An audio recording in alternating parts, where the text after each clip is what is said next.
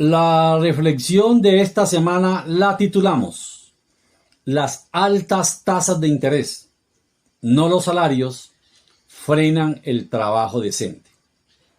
Gran controversia ha generado la información del DANE presentada en la mesa de concertación del salario mínimo del próximo año.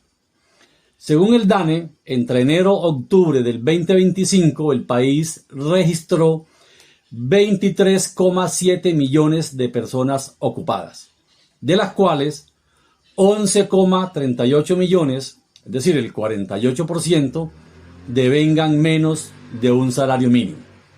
2,4 millones, el 10%, devengan un salario mínimo y 9,93 millones, el 42%, devengan más de un salario mínimo.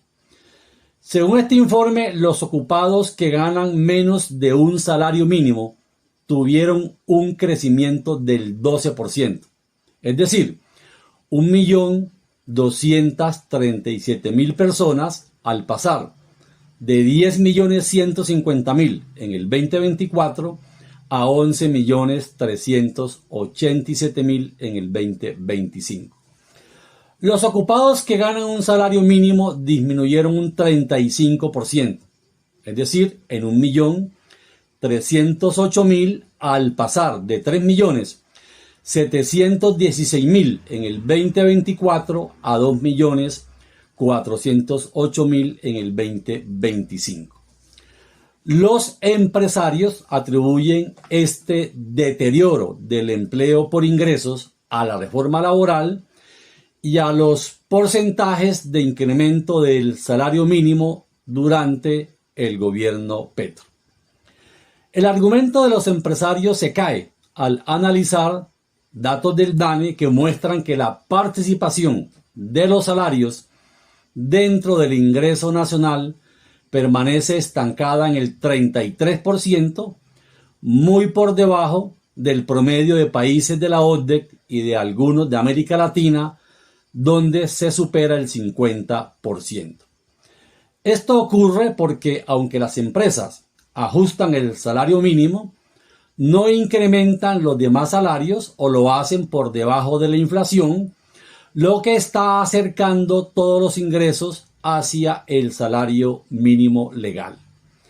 La información presentada por el DANE en la mesa del salario mínimo del año pasado confirma que los trabajadores que ganan más de un mínimo perdieron participación en todos los rangos. Tampoco es cierto que el aumento del mínimo golpee severamente a las empresas. En Colombia los salarios representan en promedio el 30% de los costos. Un incremento real del 5% en el salario mínimo apenas genera un impacto cercano al 1,5% en la estructura de costo total de las empresas. Y si restamos la productividad calculada por el DANE en 0,91 para el 2025, este impacto sería de 0,59%, es decir, menos del 1%. Insuficiente para frenar el crecimiento o destruir empleo. Entonces, ¿qué impide generar trabajo decente y empleo bien remunerado en nuestro país? Respuesta: las altas tasas de interés. Con una tasa de referencia del Banco de la República de 9,25, que se multiplica por 3 en los créditos del sector financiero, Colombia tiene uno de los costos financieros más altos de la región. Esto estrangula la inversión, frena la modernización y dificulta la creación de empleos estables. A ello se suma un problema estructural. El país invierte poco y lo hace mal. El consumo representa más del 90% del PIB y la inversión es solo del 16,7%. Muy lejos de economías dinámicas como China, cuyo nivel de inversión supera el 40% y el consumo es del 53%.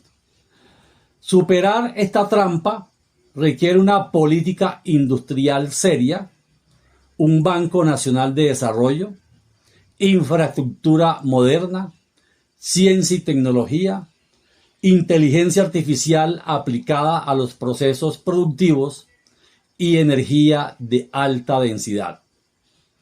No es el salario mínimo el enemigo del buen empleo, es un modelo económico que con altas tasas de interés no promueve la inversión sino la especulación, no innova y no construye futuro. Si te ha gustado la reflexión, te invito a que le des like, te suscribas al canal, hagas comentarios y nos vemos en la próxima.